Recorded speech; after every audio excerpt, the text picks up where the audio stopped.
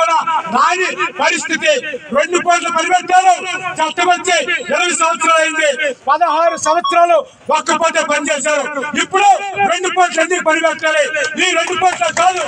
ఈరోజు ఎండలు వేడుంది, వరదప్ప తగులుద్ది, పిడుగులు పడతాయి, జాగ్రత్త అని చెప్పి ఒక పక్క కలెక్టర్ అధికారులు ఒక పక్క ప్రచారాలు చేస్తున్నారు. మరి 2 కోట్లు పని ఎందుకు?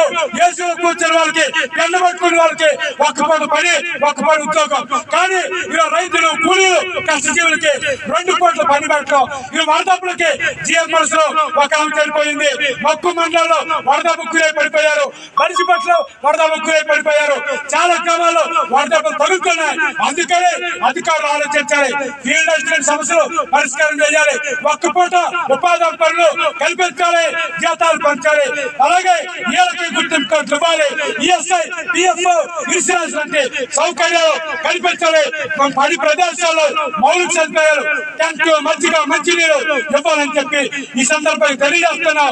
ఈడీ గారి పద్ధతి మార్చుకోవాలని చెప్పి ఈ సందర్భంగా తెలియజేస్తూ, లేని పక్షంలో రాష్ట్ర వ్యాప్తంగా సమ్మె చేస్తాం, రాష్ట్ర వ్యాప్తంగా పోరాటాన్ని ఉధృతం చేస్తామని చెప్పి ఈ సందర్భంగా సిఐటియు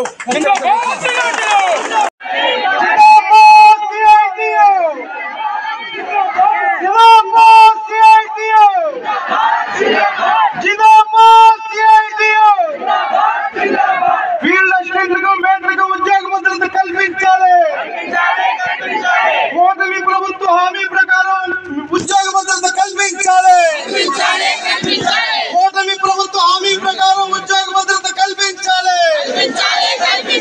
12 వారాల బకాయిలు విడుదల చేయాలి.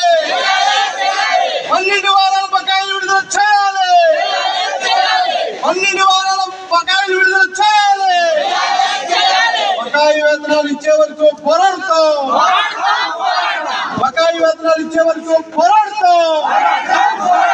బకాయి వేతనాలు ఇచ్చే వరకు పోరాడతాం.